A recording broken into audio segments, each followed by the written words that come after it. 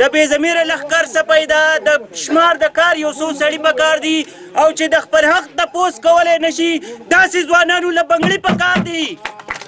د کوز در تحصیل دینجی اسبن نوي کلي او خواوشا نورو کلو په درځنونو خلکو د پی ټی آی په شمول نورو پارټونو د مستفي کېدو او پاکستان پیپل پارټۍ کې د شمولیت اعلان کړی دی. په دې سلسله کې نوي کلي کې د ډاکټر نعمت خان په نگرانۍ کې د هغه په حجره کې د یوې درنې غونډې تابع شوې وه چې پکې عطاالله خان، کریم خان، خانزیب، بخسید، محمد سید، اخوندسید، فقیر ښایسته خان، باچا نذیر، سلمان، محمد ګل، امیرزاده، محمد دین، اسرار، ښایستمن، عمران، شیرین، نور باچا، نیک محمد او نور ګڼ شمېر کسانو سره د خپلو خاندانونو او ملګرو د پی ټی آی په شمول نورو پارټونه د مستفي کېدو او پاکستان پیپلز پارټۍ کې د شمولیت اعلان کړی دی. د حلقه پی کې 15 ادینځینه د پاکستان پیپل پارټۍ نامزد امیدوار نعیم الله خان، پخوانی ناظم تازه خان، ډاکټر نعمت خان، فضل عزیز او نور ورته ټوپۍ په سر کړي دي. دستوري ته د وینا په وخت د حلقه پی کې 15 ادینځینه د پاکستان پیپلز پارټۍ امیدوار نعیم الله خان، پخوانی ناظم تازه خان، ډاکټر نعمت خان، مسعود عمر، امان الله خان، فضل عزیز، منیر سید، توتی رحمان، بهرام خان،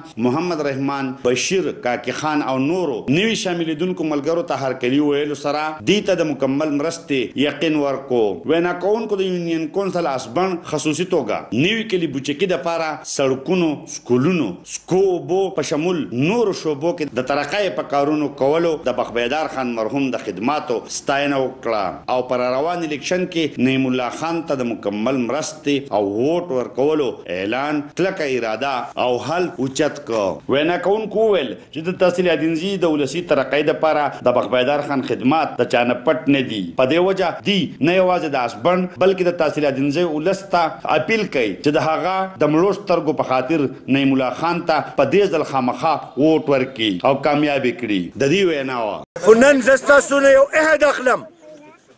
دا عهد زه ستاسو نه ستاسو د رشتو په ذریعه اخلم. تاسو به زما سره واده کوئ چې د 8 تاریخه پورې به چې ستاسو سونه سره سوق دي، ستاسو څخه کوټه پورې سره سوق دي، ستاسو په اسبن یونین کونسل کې سره سوق دي، ستاسو په تحصیل ادینځي کې په ګل آباد کې سره سوق دي، ستاسو رشتې دي. تاسو به ټول ځئ هغوی ته به وایئ چې موږ د نعیم او د علمزي لپاره ملاتړ کوو. مونږ دا اوټ پاکستان پیپل پارټۍ له ورکوو، مونږ دا اوټ د خپلې علاقې د خیرخواهۍ دپاره ورکوو. مونږ به نن دې علاقې له ترقۍ د پاکستان پیپل پارټۍ په ذریعه راولو به که نه. زما سره لاس اوچت کړئ، ټول عاید وکړئ. دغه ښکته کسانو لاس ترې اوچت کړئ، ټول اوچت کړئ، ټول لاس اوچت کړئ. واده نه که نه زه ستاسو نه ټولو ډېر زیات شکرګزار یم. خو یوه خبره درته کومه چې یوازې نعیم نه بلکې په قامي اسمبلۍ کې زمونږ امیدوار علمزي اډوکیټ دی. مونږ به په 8 تاریخ په صوبایي غشي باندې هم مهر لګو او په قامي غشي به مهر لګو. خو مونږ په تحصیل ادینځي کې نعیم په دې وجه باندې کامیابو، هغه نه په دې وجه باندې منډه و چې موږ ته دا پته چې نعیم یا د هغه پلار زموږ علاقې له پیدا ورکړله.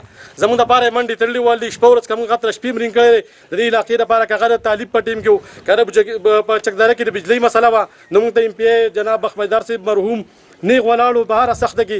نو پکار ده چې د هغه زوی اوس راودرې او انشاءالله د هغه زوی به هم د هغه په نقش قدم باندې روان وي، د هغې نه به وروسته نه پاتې کېږي. انشاءالله که هغه ته نشي رسېدی خو د هغه څه به په یوه مقابله کې انشاءالله چې لاړ شي.